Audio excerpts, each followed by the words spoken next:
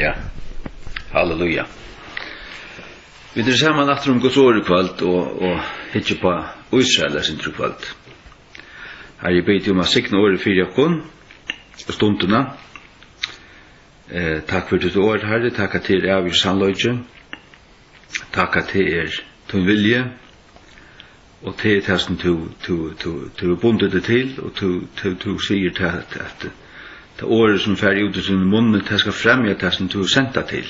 Skal ikke vende tømt atter. Takk for at du tekne vi har her I større profeti at Israel som ble spjatt I året fjers, at du sier at du skulle føre til heimater, og det skulle føast, og en kjøv skulle føast etter øynene deg, og det skulle være et under, stendet så.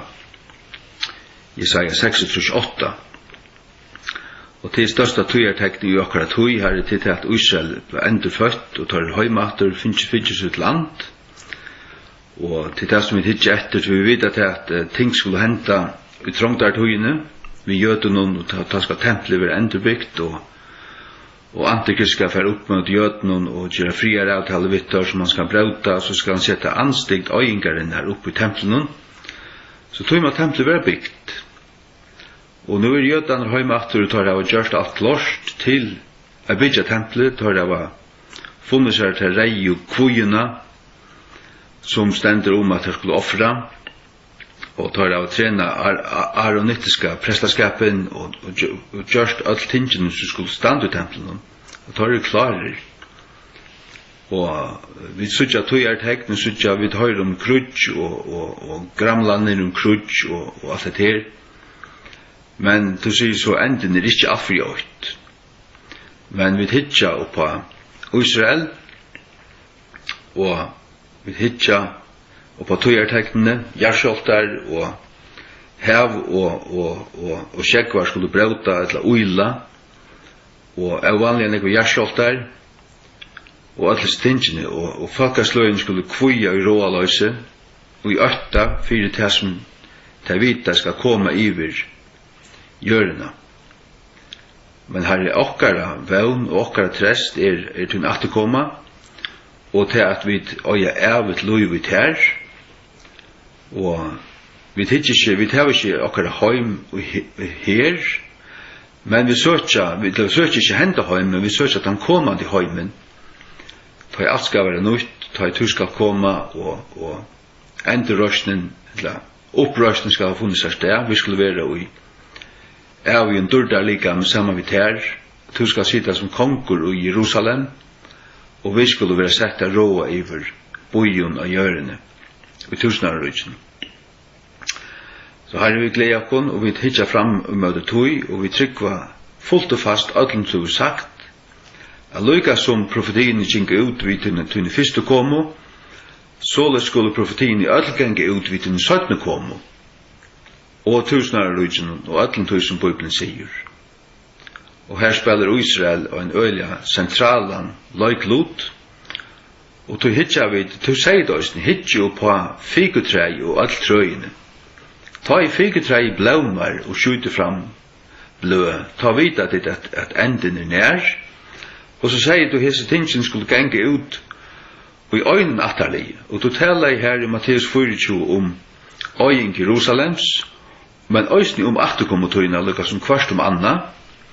Øyen Jerusalems hente alt innenfor 30 år, og et atterlig halvfjers til forsvar I mesta leie. Og Israel bestående I 48, så vidt etter tøyadøma så kunne vi være rettelig nær nå, til forsvar til 2028. Men ikke vite av herre, vi legger det her til en hånd, vi får litt her, men vi då søtter til at det spenninger til ting som henter I heimen, og til blir dere være verken og edroer, og være som tjenere som bor etter herresønnen, som ferden utenlands, og som skal komme atter. At herre dere skal ikke finne noen sovende, men verkende. Læt okkur herre hava olje og lampene være verkande og klarar til å ta møte der. Og Jesu navn. Amen. Ja. Jeg leser her, jeg citerer i bønene. Jesaja 6:8. Jesaja 6:8. Hvor er hårst slukt ting? Hvor er sæ slukt ting? Skal jøren være fingen at bæra fram og i øynene degi, bæra fram til å føa? Skal jøren være fingen at bæra fram og i øynene degi? Eller skal han tjau være født alt fri ått? Så er så kjøtt som Sion hei versker, bær hun fram sunne bøten. Hatt er profeti om endurføying Jerusalems. Sion vi setta. Sion er tempelfjallet. Og det er i Jerusalem. Jerusalem er høvestaven i Israel. Så tar jeg og jødene få atter Jerusalem og Sion. Og Sion er faktisk et ord som signalerer alt Israel. Og det tog i heimeren og media som Satan styrer, den anden som er her, han vil sversta jødene ut, og jødene skulle ha skilt i ødlund til ikke nøyt.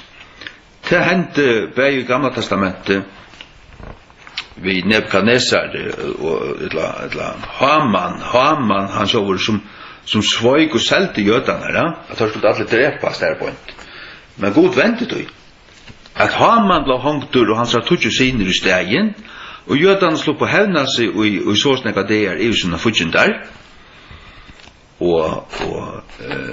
Ja, halleluja.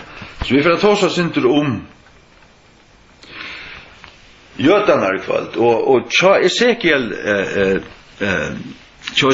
leser vi om, jeg sier, Esekiel sier deg i bøynen i delen, og så blir Herren, han profeterer i deg i bøynene, og så kommer bøynene sammen, så kommer sinar, og så kommer hu, og en herre røyser seg, og heter Israel, som skal være så etla firekomme, og det ligger her, og hese bøynen her, heter seg mynter fra Holocaust, og i Tyskland og Poland, fra 17. Hanspartiet, så er det akkurat sånn der, at det var pia bøyn, gengande skjelett, men Herren skulle løye det utatter, og djeva dem atter sitt land, halleluja,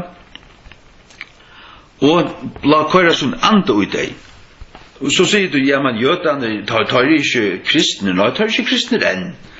Men God gjør disse tingene alt stivust, han gjør dem sitt land atter, og alt det her, nå for å bygge tempelet, og hette er fyrrøyninger, hette er sti fram i møte tog som skal hente, og som skal innføre tusenarrujtjer, som Jesus Kristus, atterkommen, skal sita og i dörtar ligga med i templen og i Jerusalem, og alla tjauer skulle færa nian til Jerusalem, øyna from åre, at tilbya kongen og offra gaver, og er det nokkur tjau som ikkje vil gjera det, så skal ikke regn være ut i landen, det ender tja Zakaria 1. Hygg, Israel øyer det av et lite land, men jeg sitter jo hukte på det at Israel skal øyne det blive 20 færre større enn det er i det. 20 færre større. Tid som er antisemitter, tid som kallar det kristen, og er antisemitter, de kunne skamma det kunne av åttast til innast til åttast, whatever de vilja. Så at God har signet Abraham, og han signingen gikk vujar til Isak, vujar til Jakob, og Jakob fikk så Israels navne, og han tar 12 atterfedrarna, og det er Israel, og God gav dem et land, God lova i Abraham et land, og det lyftet gikk vujar til Isak og vujar til Jakob, ikke til Ishmael. Ishmael er færen til araberen, og det er tar som sitter at landøsten rundt Israel i det, men det viser seg at araberne tar leip av Israel atter og atter, og Israel vinner, og en det må det bare gang opp for jødene, for Israel, for hebreerne, og israelittene, at da vinner nekka krutje, så skulle de ikke gjøre nekka som helst atter, du tar øya det. Hvis det blir allåpner og tar vunnet, så kunne de bare behalda det som de finko. Vi får lese her i Genesis 15, vers 18. Genesis 15, 18. Her lovar Herren Abraham landet, som han tar bara ser, etter åren han finner det. Altså, og så det der Herren stått at høy, og han fær sina siner, og han blir abbe her, du vet. Ja. Og så sier Herren vi at han skulle ned til Egyptalands, og være træler her, og 430 år, og det gikk så ut. Men så kom det mannsterker, 2 millioner folk ut ur Egyptalandet, og ta færder nian til Kanans land, og begynne takka det. Sagt du. Såles ble Israel til, såles styrktes det, og nå det kommet atter, og til enn ikke finnes til landet, til fotla landet som Gud lova i Abraham, Isak og Jakob. Hikk? Genesis 15, 18. Genesis 15, 18. Og henne samme degi gjør de Herren en sottmala vi Abraham, siande. Tøynu sagi har vi givet hetta landet, fra Egyptalands å, henne miklu å, ånne Eufrates. Åen Eufrates renner halt fra Turskalandet, og i bøynan landsinning, ned til Kuwait, nok så bøynt om etter. Eufrates renner utjøkken Turskaland, bøynt utjøkken Syria, bøynt utjøkken Irak, sur til Kuwait. Det marskis av jøden, teget av livet. Og tar av sunnare marsk Egyptalands å, det Nøylagen. Hun renner fra Soan, og Øysni og Landsning, og så til Tebes, og så grøynast hun ut. Det vil si, fra Eufrates til Nøylanda, og teker du så en linje her fra Kuwait, her til Tebes, så det et land som jeg har sånn vurderet at det 24 større enn Israel i det, og det øyraknar en part av Egyptalandet, alt Jordan, alt Libanon, helten av Syria, helten av Irak, og helten av Saudi-Arabia. Det landet gode lova Abraham, og som der omgang til enda av 8, men det som jeg sier der, til det God gjever ikke lyfter som han ikke fullfører. Og når han kommer å fullføre det her, og i tusenårene, til det kommer å være rævelig krutsk her til endans, og Iran som hinnemen, eller som estan for Irak, tar at leipa Israel, tøyne Israel, og hvis araberne tar vi lærte fra bandsbøyne av, og i skola, for det er der indoktrinerer om det at jødene rotter, tar ikke mennesker, og tar øyneste grund til å være til at tøyne Israel. Ja, ta kunne prøve på det. Men ta for Israel at standa dem mot og bruka sånne ja, alle sånne atomer i en ta, og bare splatta det patje, og teka landet. Jeg sier bare splatta det patje, og teka landet. Ja, men det er som du gjerst, da du vil avloppen, hvis du blir avloppen, og du en så krasht der stov, at det eneste du kan bruke din sterkaste våpen, ja, men så gjerst du det. Heldre enn å være utrott av sjálfur. Særlig er vi så fortsatt at Øysni hever atom, og det er det som Iran nå finnes her. Det er det som Barack Obama som djevelen gav Iran, av amerikansk skattapenninger. Ja, men så brukar Israel sånne 200 atombomber, og sånne brintbomber, og alt det som der hava. Så var det ikke dørt her. Ja. Og det faktisk også nekka som vi leser Zakaria kapitel 14, at alla tjaunar som kom mot Israel, at her skulle tjatna, her skulle tjatna opp med en standa. Med en standa skulle tjatna opp. Vi færer nå til Zakaria 14.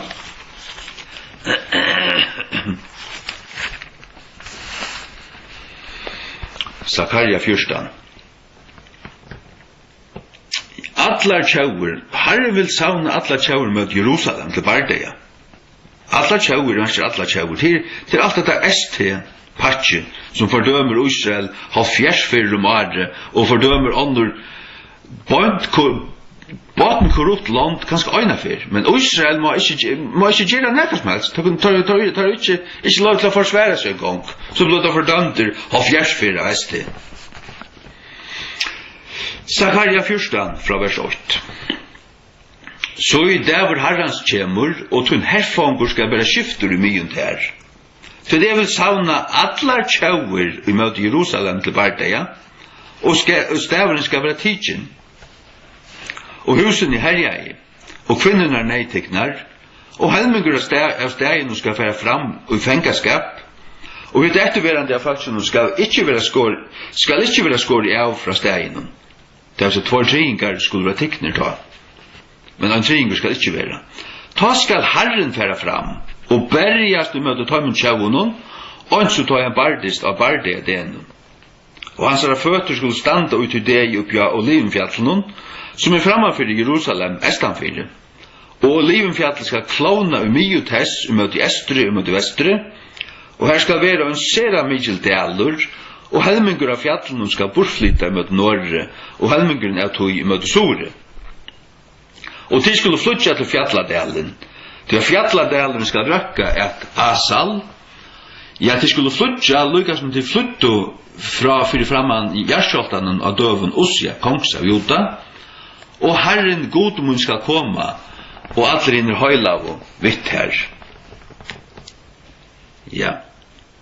Herren skal berjast i møtdømen. Herren skal komme her og verja Israel. Og Israel skal omkran hatt vinna. Hygg. Vers 12. Vers 12. Og hetta skal vera plavan hver vi Herren skal slå all falskene som hava barst med Jerusalem.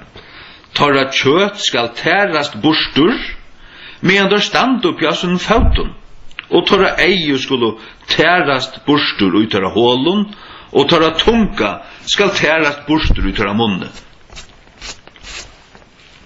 Annarkort hatt atom, edla hetta Herrans koma, veist du, til Antikrist og allir esti herren og faktisk allir heimeren. Han sier han skal savna allar tjauer med Jerusalem. Så allar tjauer kommer her, og i hætri med jötnen og her til endans, men Herren skal bjerga dem. Og han skal slå öll her i vers 12, slå öll falskene som har barst med Jerusalem. Det annarkort atom, etla, det som stendur tja sådana tess, Herrens komo til han kjemur, han skal tøyna Antikrist vi bjarstløygan av komsunni. Sådana tess, 2. Og det er et press i andan at hos om at det er òsning fargen, vid at kvoi, til alt er så politisk korrekt, alt er så indoktrinera av seg her propagandamaskinne, disse vinstra hallo propagandamaskinne, som fordømer Israel, og held vi palestinensaren, og altså til syndedømmen. Tar by det sjálfur, tar leip av Israel atter og atter, og så skjøta jødan nekkar av dem. Ja, hva så? Det gjerst du sjálfforsvær. Det tar en lysande. 17. test 2.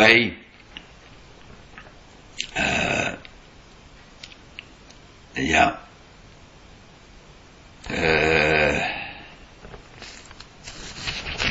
Det ikke hver det sendt, altså tøyne har vi bjersløkene av komsøyne.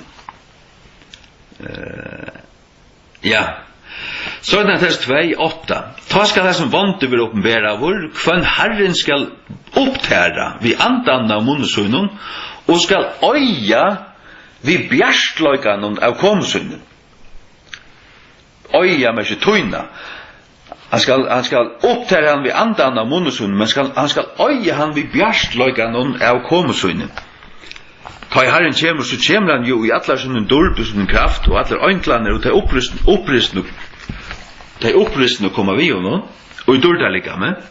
Og han skal tøyne her Antikristi, Og uppenbarelsen tåsar om til at han skal komme her, og han skal blå skal sprutje opp av kappan, og han skal trea vinperso vrøye gods, og han skal trakka folkasløyn nyer. Det det som skal henda. Jesus kommer atter bort ui a krutsch, og det har vært krutsch i samband med Jesus atterkommer. Og han kommer at slåa, han har en janstav hos en høyre hånd, han kommer at slåa folkasløyne hos en janstav. Altså, det altså, det tar ikke den eimjudje Jesus, men tar det løvan av Jota som tar kommen. Og han kommer som konkur, og han kommer at råa som konkur i Jerusalem. Og folkasløyne, og faktisk alle høymeren kommer at bodja seg fyrir noen. Og det er bare at akta, altså, akta, ja, akta, halleluja, hikk. Vi leser også i Sefania 3:8. Sefania 3:8. Sefania er en av de lytle profetene her. Sefania, han 3:8, til er så jo 1106. Ja, 1106, ikke? Atlar tjauur, fylgja atlar tjauur til. Ta er herren for å døme atlar tjauur. Sefania 3:8, tessvegna, bøye tid etter mer, sier herren, inntil han det som rusi opp til fongen. Så jeg mun avræging at savna atlar tjaunar, at jeg må fylgja kongadømenon, og hetla og påtar mine harmavrøye, enn ta atla mine eggvuslige fyrstene, til at öll jøren skal være opptard vi eldunnen av mine ostbrellene. Han vil fylgja, han vil savna atla tjaunar, og fylgja atla kongadømenon, og han vil hetla og påtar sine harmavrøye, det er jeg trykker etter 3 hanspartei. Og til å være vi elde at herren kommer å døme folkasløyene, og hvor dømer han folkasløyene? Det for hvordan det har behandlet jødene, medan jødene har vært utlagt i 2000 år. Det folkasløyene som har behandlet jødene illa, og det faktisk det aller fleste. Det kan man bare refsa i her, og så kommer herren å lytte Israel opp, og han kommer å tøyna. Jeg tror at alle jøren skal være opptard vi eldum nemmen i Åsbrellen. Han kommer å tøyna en øyla større først av falskene av jørene. Faktisk en triing av folketalen av jørene.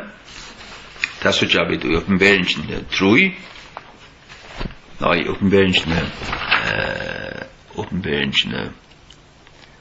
hver det er oppenberingen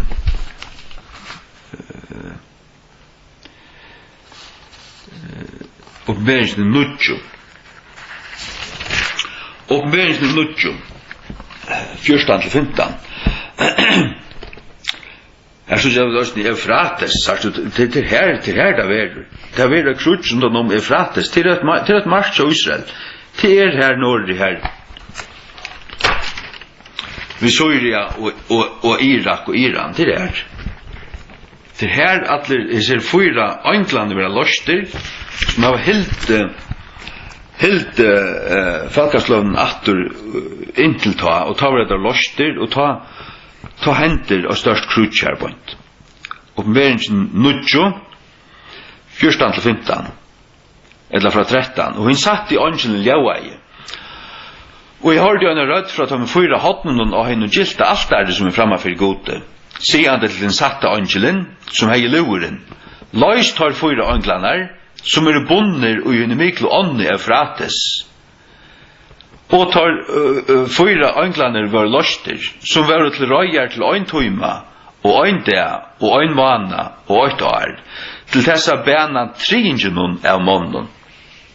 Og det 8 milliarder av gjør, og en tringer av tøy 2,3 milliarder. Hette ting her, det som leser her, til ikke hent den. Hette kommer henta. Og et allmektigt krutsk, her vi Syria, og til ta, og i Damaskus skal være jarlagt, og skal omgang være en bojrattor. Damaskus som over 3000 år gammal, mulig 4000. Og ja. Hek. La mig samla mig tankarna kvar vi nu färra. Vi kan färra till Psalm 105. Herren säger att ta lyfte han gav Abraham land. Ta gav han vojar till Isak och till Jakob och till en evig sattmal han gör det här. Det ständer alltså i Guds ord. Psalm 105. Psalm 105 vers 8. Ik. Det så glädjer du satan nu en dag. Psalm 105 8 till 11. Han är minst till sin sattmala äver. Året som han arbeid til 1000 atter, kvann sattmala han gjørte vi Abraham, og sin øy innat Isakje, og stedfeste hin sema, at Jakob til han lev. Det vil si, han gjørte en sattmala vi Abraham, og han gjørte en øy vi Isak, og han stedfeste hin sema fæt, sattmalan og øyen, at Jakob til han lev, og for Israel til en evigtverande sattmala, så stender kolon her, sier han det, innan ter ville djeva land Kanans, og lot arvstikkare. Det vil sige, ta god lova i Abraham landet som han lovar han her i Genesis 15, så var det en evigtverande sattmala, og han gikk videre til Isaks og til Jakobs. Det var tøymon han gav til landet, jødenen. Det er jødene som øya til landet her, fra Efrat, holdt nyer til Nylonna og helten av Saudi-Arabia og alle landene her i kring. Det kan man jødene at øya om det kunne dama det til øy. Det kunne bare knuppa inn i tykkere sataniske, antisemitiske, deverente grånder. Alle som det er, for den øynast i øyn.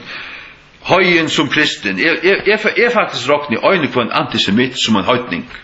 Og har vi haft slukar rundt om med fyrr, og da jeg fann det av til at han var en antisemit, og da sier jeg til jeg omgang til kjente, eller omgang til sutja til atter, du skal ikke komme inn av mitt hus atter, ikke vitja meg, jeg vil ikke sutja til etter løyvene.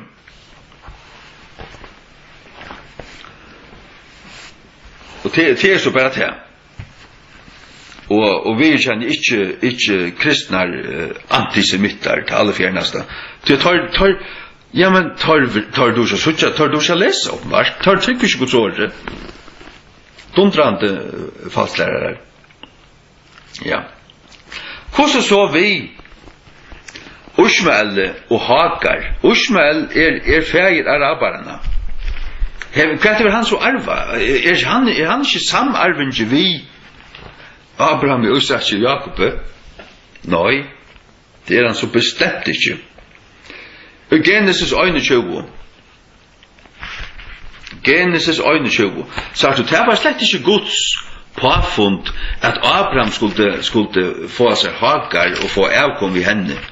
Og det skulle være lyftesåner eller noe som helst. Det var Sara som gav honom sånne trælkvinner her, eller sånne tjenestugenter, sånne tettno, og tog at hon sa til at hon åtte ikke bad. Men, og så herfra er trobladjen kommet. Genesis 21, Genesis 21, 12. Genesis 21, 12.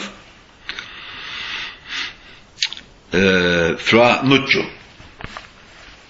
Og Sara sa sonen til Hagar til egyptisko, som hon hei født Abraham med, håande, tar hoa. Først vegna hon sier vi Abraham, kasta ut dessa trælkvinno og son hennara, altså støyde han ut i husen hon, til soneren kjøse trælkvinnene skal ikke være arvinge vid sine møgnen, enn ta vi uisatje. Og tinge var sera svarligt i aksjon Abrahams, og på grund av sin hansara, til at han elskar jo sånn, det var jo hansara første fødte. Hva sier Gud så? Og Gud sier vi Abraham, let det ikke være svarligt i aksjon tøyne, og på grund av pilten og på grund av trælkvinne tøyne, og i atlun som Sara hever sagt vi til, loi av rødt hennara, tøy at oi sakje skal satut være kattla. Så hatt det vet jeg. God er ikke talat her, God er ikke givet Abraham son vi eine God er ikke sagt av igjen at han skulle få seg avkom vi en egyptskar trælkvinno. God er sagt her at Abraham og Sara skulle øye avkom og det var lyftesåneren. Sagt du God arbeid her, God gjørtnek her, God skapte her jøtafaltje, og ur jøtafaltjen skulle komme gamla testamentet, og lauen og det, og ur Israel skulle så Guds frelsare, Jesus, komme etter holdene. Maria var jo av Davids hus jo att, og av Juda. Halleluja. Og således er Jesus menneskesåneren, han kommer av Israel etter holdene, men giden av Hellig Andan sånn at Gud fægir er hans fægir. Også hans fysiske fægir. Halleluja. Og at det stender alltid i Galaterbrevene 4:22. Galaterbrevene 4:22, halleluja. Takk og lov, ikke på jøtene her kvöld. God og givet jøtene og Israel til atlar, atlar æver, tar kommer høymater, og media, og politikere, og lagmenn færa nye til Israel, til Israels land, og hva gjør det her? Tar vi ikke Hamas? Tar færa vi ikke Abbas, hadde her, og ja, og holdt seg slett på jøtene her, og så så tog seg Janus 4:4, vi skulle ha sendestå i Jerusalem, og kyrska alle skriver opp og ned, alla togene, og i møtesen her. Høyden drumpar, Satan sier kom. Galaterbrev 4:22. Ty jeg skriver stendur at Abraham hei tvær sinner, tan øyna vi træl modj, hinn vi øyne frukvinno. Men han som var trælkvinne var født etter kjøtten, men han av frukvinne var vi 4:8. Vers 30. Hevast detta, hva sier skriften? Kasta ut trælkvinnena og son hennara, til at sonen tja trælkvinnene skal øyvere arvinge vi sinnen tja frukvinnene. Ja. Og hette i gyble forstand, i andlig forstand, så dette her kjøte og anden. Kjøte er trælkvinnan og Ishmael, for hun var egyptisk, og han var født etter kjøtene. Lyftesåneren var etter andan, han var et under. Han var Guds lyfte, og Abraham var 100, og Sara var 50, og det åtte ikke kunne få, men Gud gav han allikevel. Således var Israel, til at Israel ble til, var et under fra byrjan av. Fra byrjan av Israel et under. Jo, derfor ikke et under. Og Guds verk, og et andalet verk. Ikke? Vers 24 her også. Hver ting en myndløyting, til at heser tårt for saltmalene, tan øyne fra Sinai, som gyter til tralldøms, som Agar. Til at hende Agar Sinai fjall i Arabio, og sværa til Jerusalem som nu og i tralldømme vid bøtnen søgnen. Men Jerusalem som for Oman hver, jo det himmelska Jerusalem som skal komme nyer, frals, og mauer okkar allra. Hon mauer okkara. Vi som är av andan och gänga till andan. Hon är med och rockare. Ja. Ja, hvordan så vi araber? Ja, hvordan vi ötlen høytningon? Vi drøysne av høytnar tjau. Hvordan har vi finnes lot i frelsene? Vi tjøk noen jøtan Jesus Krist. Som døg av krossen for jokken. Til at det skammest ikke vi glede boskap Krist. Til han er Guds kraft til frelse for kvantan som tror. For jøtan først, og òsne for grikkan. Altså grikkan til høytningen. Så araberne tar av 8 gjerra til at røysa seg opp. Gjevast vi at hava reivende hakst og tilbya Allah og snakka om Mohammed. Og kom til Jesus Krist og blei frelster. Til det øyneste. Og liva i fri og naven med jøtenen, og gjeva jøtenen fri, og gjevast vi a lei på a jøtenen her. Gjevast vi a lei på a jøtenen her. Sjålvande. Halleluja. Ja.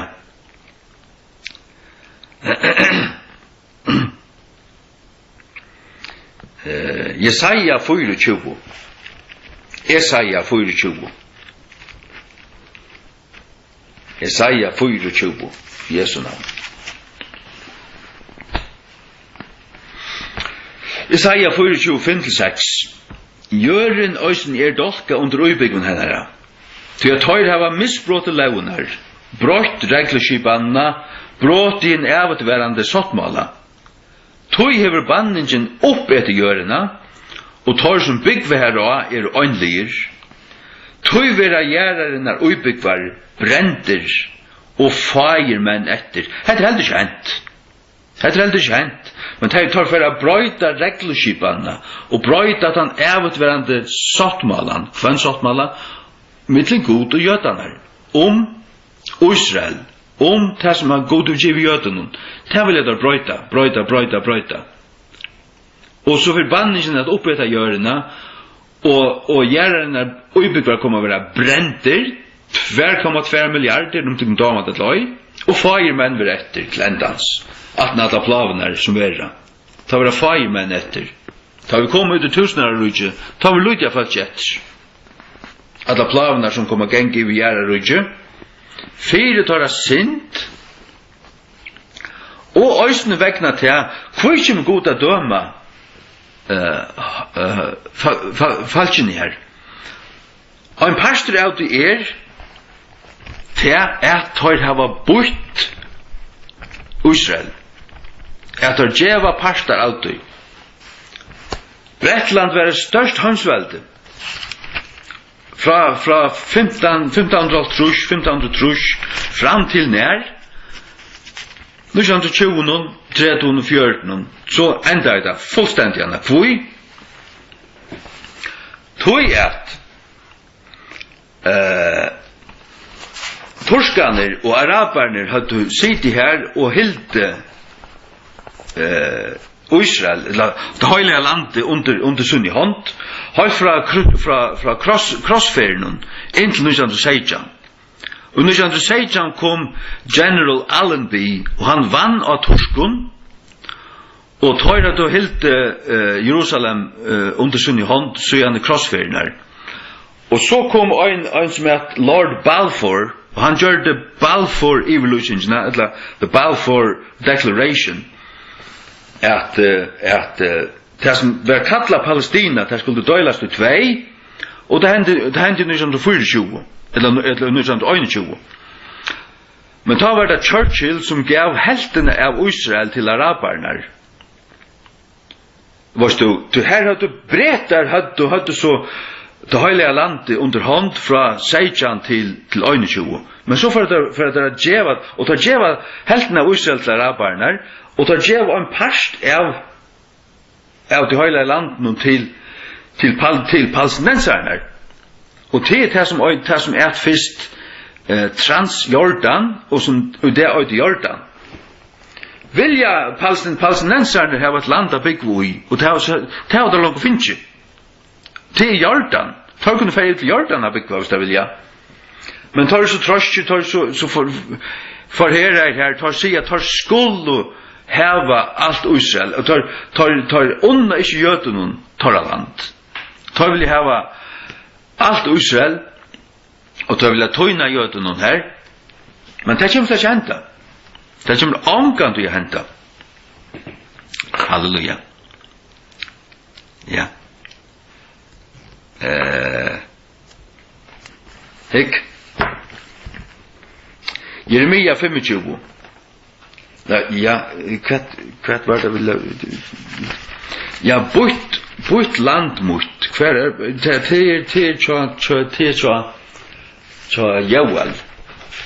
Joel. Kvar är det Joel är. Han är också här.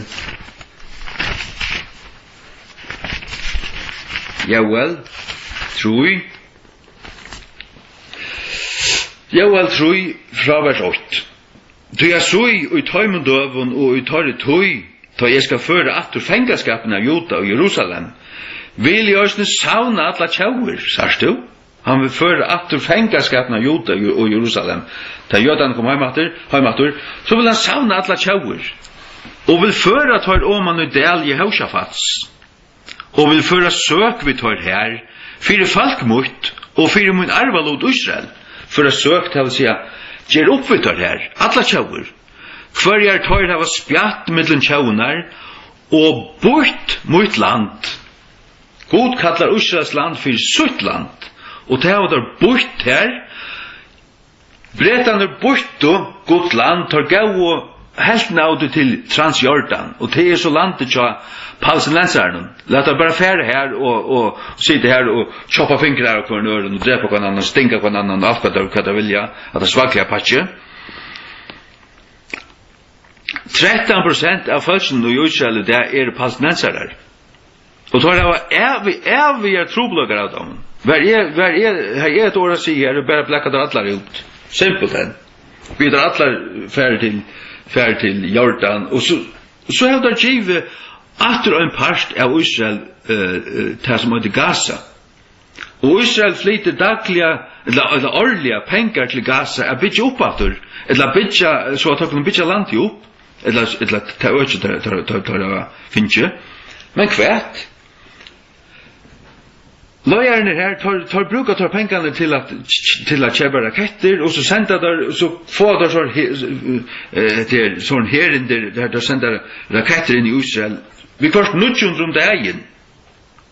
Og forsværer Israel sin nekapette, så fordømer at det er Satans æste Israel en av fjersferer, og medan det vendet av blinde eier til det som Gaza bekvar gjerra. Det tror jeg at han anden som ui æste, han anden som i høymen, det ui møte tog som god i fer vi a gjerra. God er fer vi a gjerra nekka. God er ført jødan høymater. Og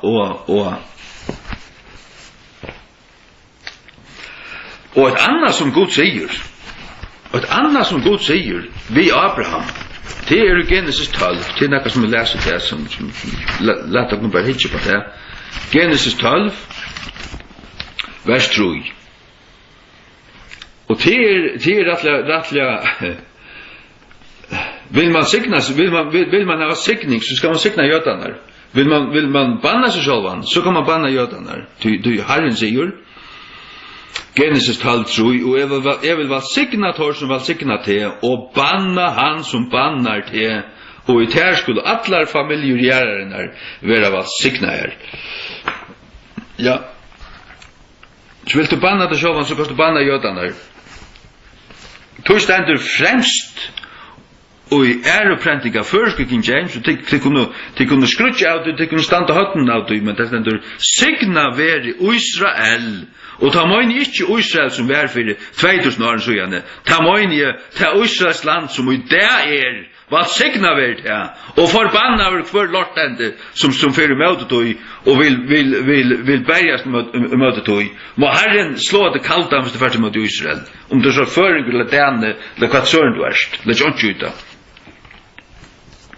Ta hava ditt Herren møte kun, og ja, og tid forbanna deg sjálvar. Vill förjar vara ett signalland så skulle vi älska Israel. Tui kommer ikke på tal som å velge nekran annan flokk enn min flokken. Det en pro-Israels flokker, og hadde der nekran brøtsjene stå her, så jeg ikke valgt her. Så jeg har nemlig skilfyrsten ting der, og her stand jeg om jeg skal stande ansmatler, men det gjør jeg tog bedre ikke. Jeremia 25. Jeremia 25. Där är inte 12 antisemitter. Inte 12 av niver över. Du vill inte sucha en antisemit. Och du vill inte känna en antisemit. Inte känna det. Jeremia 25 från vers 15. Så att det är längst inte från vers 15. Ty jag svasir Herren god Israels vid mig. Tek vojnbyggare av sig öje av min hand.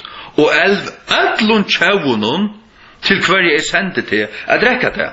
Og tar skulle drekka og være vikair og være ører og på grunn av svøren som jeg vil senda tar av mittlen.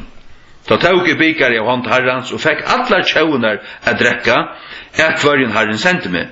Det vil sige Jerusalem og steiner av Juda og kongar tess og prinsar tess gjerra tar til en øying og en øtan og en fysing og en banning og en så det hendet det at det hatt snakka som var hendt Sagt du, nekvar profetien de byrja at henta, men de halda fram. Fara og kong av Egyptaland og hans tænare og hans prinsar og alt hans folk. Og sånn at det kulminerar til at det stender i 17, i vers 26. Så han nevner en rikva av kongen og tjaun og bla bla bla, så kommer til vers 26. Og allar kongar norrsins, fjær og nær, øyn vi øren, og all kongadømer veraldarinnar, som oppi Asjon gjerarinnar, ja, hatt alt land. Og i det langt lyset det, at Gud for å savne alt land, nian til Del Jehosafats, nian til Jerusalem, og her kommer han at svoja der. Ta i god løyser disse 4 ønglanar som halde sin kreften atter vi frates, ta i til lost, så fer disse tjaunar å komme. Gog og Magog og Russland og Turskaland og kongarna ur Estri øysene 200 millioner ur Estri stender skulle komme øysene og kongren av Sheshak skal drekka 18 og tøyr så det vers 33 vers 33 eller vers 32. Så sier Herre herligana, så ilt skal genge ut fra tjau til tjau, og en mykjel meldervinter skal være røster opp fra breddun gjerraren her. Og Herrens vigno skulle være at du deg fra øynun enda gjerraren her, alt at hinun enda gjerraren her, at det omgant i hent. Tar skulle ikke være hermeier, og heldur sauneier, eller gjerreier, tar skulle være tø, upp i landen. Hatta kan bara hända att ett helt land splatta vid hjörna. Jauna vid hjörna. Hur ska hända det? Tror att det kan hända för? Det kan hända det. Hur så? Vi har någon atomkrutje. Vet du hur några atombomber Ryssland har? 2000. Amerika har liksom det minnet här. Bretland har ganska 200. Frankrike har 100. Og Israel hever enn 200. Og i 2005 åtte Israel av hems, tar framløy alla tøyina. Og det skal bare henda til og i en krukstøv at eit land brukar øyna, ja, så sverar man at vi 20, og så sverar hin at vi 100, og så øyer man 2000, og man heldur til at hvis vi ikke bomba tar nu, så kommer man ta splatta okkom i hjørna. Ja, så sender vi bare atlarast det. Og til nek profetier kommer fram til at alt Amerika omskilta, fra vestorsøy til østorsøy skal være alt være bomba flatt ved hjørna.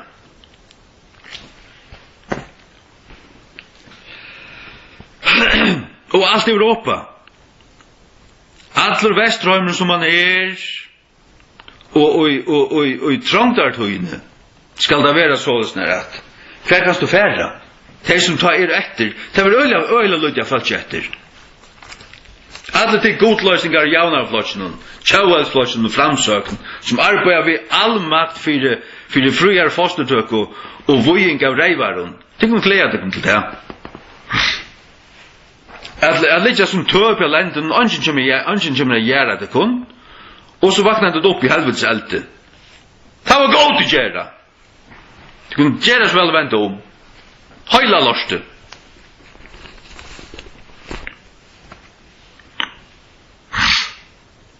Ja.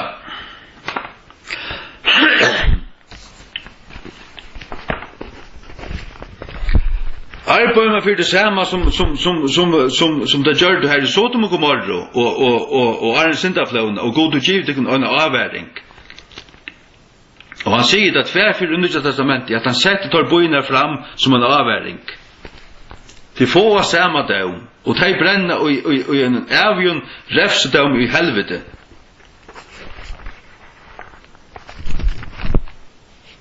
Ja.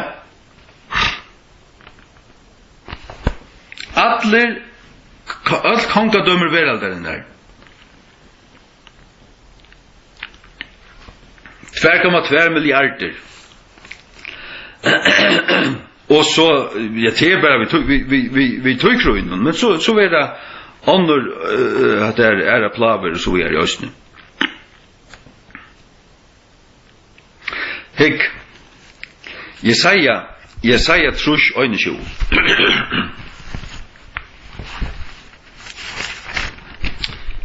Jesaja trus øynesjo. Trus øynesjo. Jesaja trus øynesjo.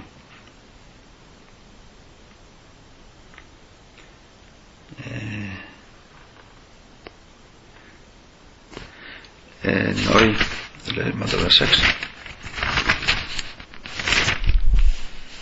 Ja, nei, jeg skriver trus, jo, trus øynesjo,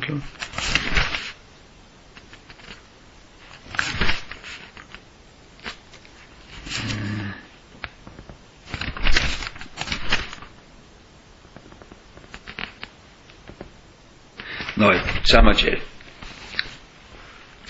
Samma ger, ja. Men hikk,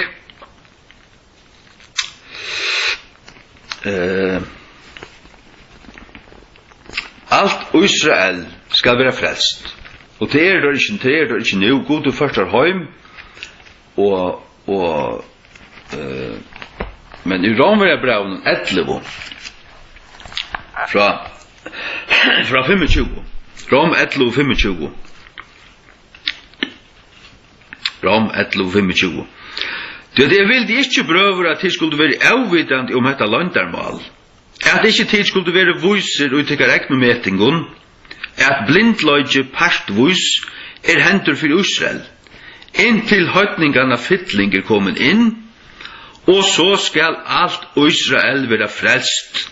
Han som skriver stendur, sagt du, nu høytningene tog, nu evangeliet fer ut om alle heimen, og inntil alle høytningene fytling kommet inn, til å si, så nekker høytninger som færre kommet inn, kommet inn, så skal Guds planer, Guds atlan, at det fer i gang til Israel, og så skal han fer at arbeide på Israel atter, og da skal alt Israel være frelst, og så skriva stendur, ut fra Sion skal komme utfrygaren, og skal venda bort av godlig løyka fra Jakob. Ja. Halleluja. Og vi vet ikke det her, at hvor god tryggvar med jøtene? Finnes det ikke rævlige jøter? Er det ikke jøter som øyer Hollywood? Er det ikke tar som øyer alt mulig korrupt i Amerika og rundt om alt heim? Er det ikke tar som styrer nekken ønskapet? Det kan godt være. Det tror jeg at Satan vet at God hever en atlan ved jøtaholsen som holdt, og så røyner han å fenga onkrar av oss av dem for at faktisk i heimen skulle halda til at alle jøtene er sånne, at han jøte. Det er for at alle skulle få heta jøtene, men ikke fattla for til fettlene. Det er en fettla. Det er en snifund i fettla. För då om summer att de är botten under såna ka. Och så du ta i god gärnaka så det omgående orsaka av tog att till uppebordet. Men god helder sitt lyfte och sitt år och som sitter här i vers 28. Vers 28 i Rom 11. Hva glede bådskapen vi vikur, det tar futsin derfor tikkara sætjer, men hva utvelingen av værar, det tar elskaier fyrir fedrana sætjer. Tar elskaier fyrir fedrana sætjer, tog jeg god gjør de evigan sottmala vi Abraham, Isak og Jakob. Han skulle være tala god. Og at ja, god gav oss et lyfte i tja Jeremia 31 om at Israel skulle standa så langt som skaparverk, så langt som stjärnorna og solen og alt til, så langt skal Israel være til. Og tar var spjatter om alla jörn i 2000 år. Og kom så heimater. Det onkur dømer om til at onkrer folkabalkar blivit spjatter. Og du finner nästan ikke folk i 200 år. Ta det integrera, ta det vekk. Onkur minnes da, men ta har det langt og tåst integrera seg ångstan. 200 år, men jötan har vi spjatter i 2000 år. Og tar kom heimater og tar tås seg hebraist. God over varvåttar. God over røntar og rønsatar. Og røstar opp ur konsentrasjonsleiren til Hitler. Og gjev dem Israel atter. Og bøyna tar der kom heim. Langt i 8-fjørde. Bøyna veien ble krutsk. Ta var bøyna veien. At han måtte krutsk. Og så det var atter og atter og atter og atter. Det var allåpner. 8 trus grunnen til dømes. 6 arabere tjauer slå seg sammen. Og der tjauner talte 50 millioner. Og jødene var tatt 4 millioner. Og tar vunnet der på 6 dager. Det god bæres vittan. Og ta i alt ST for møte. Alt ST, har du det kjurskalle? Alt ST for møte Israel. Ta for god å splatta det kun. Så var gagnes det kun. Jeremia 31 fra vers 35. Så sier Herren, som gjever saulena til et ljøs om dagen, og regleskipan der sjamanen og stjøtnen til et ljøs om nattena, som skiler skjeggven ta i alder hans øyla, Herre herligan hans navn. Om hesar regleskipaner vujtje framme for mer ifra, sier Herren, ta skal så Israels øysni halde opp het, fra å være en tjau framme for mer om æver. Så sier Herren, om heimen og erva kan være matavur, og grunnvattelig gjerraren grunndeir ut i negra, ta skal i øysene kasta av alt sa Israels. Fyrir alt som tøyra var gjørst, sier Herren. Sagt du, fyrir alt som tøyra var gjørst, til å vise til god voi, god ser, hva det var gjørst, hva det var gjørst, tar å tilby æra godar og alt dette her, du veist, tar å svitje Herren. Fer etter fer, men Herren vil ikke svitje tøyr. Og Herren endurtekker det her tverferer. Han endurtekker lyftet. Altså, så skal alt, så Israel. Hvis dette kan hende, så skal det gjøre det. Hvis dette kan hende, så skal det gjøre det. Det vil si at det hender omgantøy. Det hender omgantøy. Israel vil en tjau framfor Herren om æver. Og ikke i 1000-årrykene. Og i 1000-årrykene skal Israel være en tjau framfor Herren om æver. Halleluja. 4-4-8-20.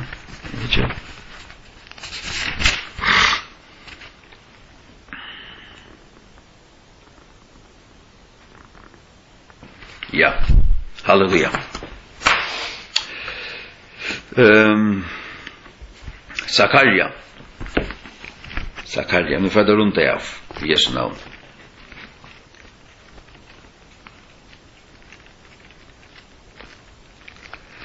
Så det var blåbæret hit til endans. Og allt det ST, ja, friar peacekeeping forces kallad det peacekeeping forces så. Jag har inte allt det här. Jag har allt det bibeln, jag har allt det Guds plan, jag har allt det som Herren säger. Och tar jag allt ST till att se alla tjävor färre mot Israel och vilja dela land, byta landet och det krossa jötarna ut ur Israel, ja, ta ska Herren välja där. Och bränna alla tjaukur. Det skulle ligga som tö upp i länten, som tö. Du ser ta i bokbylen hos spröda tö. Så snart är det. Att han har smälta i, brana i, att vara bara som lorstur av bönen. Alla det godles och flottar. Och Guds hätarar och Jesus Krist hätarar. Och spottar av kristendom. Till av kristendom ner nu i 1000 år. Och till livra för islam och ödlen tramaskapet. Zakaria 13, vers 6. Hette tar Jesus kom natter. Etla vi läsa här. Nej, låt oss läsa 12, vers 20 först. Zakaria 12, 9. Och det ska bära ut i det att jag vill söka att öja alla tjaunar som kommer emot Jerusalem. Alla tjaunar. Det är alla att det är 200 ST tjaunar som kommer nian här till oss. Sätta jötarna på plats. Nej. Nu är det alla nu är Iran kommer emot det och allt det arabara patchi kom emot det. Nu måste det bara geva Israel fra det. Nej, ta svärar Israel alldeles att vi atom och motor bara göra det. Splatta höjla lost. Ja, så att alla tjänar som kommer mot Jerusalem och jag vill hälla upp på hus Davids och upp på hus upp på uppbyggvar Jerusalems noar och omböninga andan. Och tar skulle hitja på mig som tar av gata. Och tar skulle harma han eins och ein harmar iver hans einasta son. Och skulle vara i borsklöjka iver han eins och ein som i borsklöjka iver hans första fötta. Tar skulle hitja på mig som tar av gata. Pyrst stundju jöknum. Jötan här. Allt hus Davids och alla uppbyggar Jerusalems. Hette tar där är i trångten här. Och i trångtar tugene. Som kommer att vara 3,5 år. Han stora trångten. Så är det alltid till en spårning när kyrkan blir rikt borstur. Ja, jag säger bara som så att jag får ta sutt om det blir mitt i ett möte i ändan. Jag får ta sutt. Och tar skulle hitja på mig som tar av gata. Och tar skulle harma han eins och en harmar iver hans einasta son. Det tror jag att Jesus Guds eingittne. Det tror jag att det ständer einasta. Och skulle vara i borsklöjka iver han eins och en som i borsklöjka iver hans första fötta. Så är det kapitel 13. Vers 8. Och i det skal vara en kälta öppna för huset Davids och för uppbyggven Jerusalems, för synd och för auransko. Det tror jag att här har där finche glädjebåskapen öppna ja. Här vände god att andasunen till jötanar. Och den kältan som är öppna för tajmon det kollektivt Jesu blod. Och då skal allt Israel vara frälst. Efter öjne deg. Halleluja. Tror jag att det skulle vara nej. Vers 6, Zakaria 13:6. Och öjne skal ta sia vid han. Hette ta Jesus kom natter. Kväter Jesus svaren i hånden tøynen. Då skal han svära. Tei kvar vi var saltur i huset vina moina. Att akkurat som Josef som var saltur av brören så in till Egyptalands. och tar var i nej, tar kom så till Egypten så köpa kalten, tar var han blev en högre med faraos, och han finns allt valt, och han sätter tronen här, och han kräkvar sig för han var, men så uppenbarar han dem för han var, och ta grät han, och han älskade då, han femte då, han kysste då, han fyrgav dem. Särst du? Och det var tar 12 bröderna här. Eller Israels 12 atter. Och till ett profetiskt parallellt stick till det här, att Jesus skal fyrgav dem. Och då säger han här, de som är sarde vi i huset vina møyna, tid jötaner, tid sarde med, tid krossfeste med. Jeg kom som tykkara Messias for 2000 år siden. Nu er jeg kommet atter. Hese svarene gav det mer her, men det er fyrtgivet det kun. Og tar skulle trygg var han her. Halleluja. Ja. Takk herre for det år. Hetta kunne luta trygt og fast av herre. Oansett hver politiska rødder, oansett hva vi høyre ut ding dong hver på noen fra ST og fra ST og hver kvithusen eller hver annars. Vi kan luta av tøyt år, at det som to har sagt, det kommer geng oppfyllelse. En trying av falskene av hjørnet, 2,2 milliarder kommer at være tø oppi av landene. Og du vil tøyna, det har vel fått etter av falsk, du kommer brenna det i elde, og det skulle tåtna opp, trena opp, medan det standa til det som hender ved en atombombe.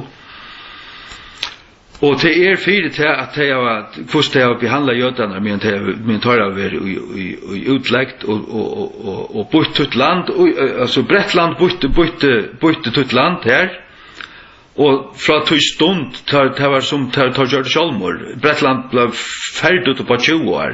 Det er et hamsvelde som er steg i 400 år. Og herre, ja, men enn nøye tog, enn ljøver gledebåskaperen, jeg byr om herre at folk må takke vi, og biva, og øktast for du som kommer skal, det som kommer skal, det er kvarske morgla men en ræveligt. Hvis jeg ikke var frelst, og du visste til at jeg var tryggur til her, så jeg ville bebbar at du for du som kommer skal. Men her jeg byr til om at du måtte bøyda nøye og kalla folk ännu det, tack för att du gärst det, och be om att herre, att en vetjning kommer komma i förra land, och över Osland, jag ber nek för Osland, och över till landen, och över till som är höjrelig, herre Jesus, att människor må ta emot det här och vara frälst, är han större och rävlig där herrans kämmor, det som alle profeterna profeterar om en øyelige og rævlig dæver herrans til samband vi tunna komo ta ut kommer tunna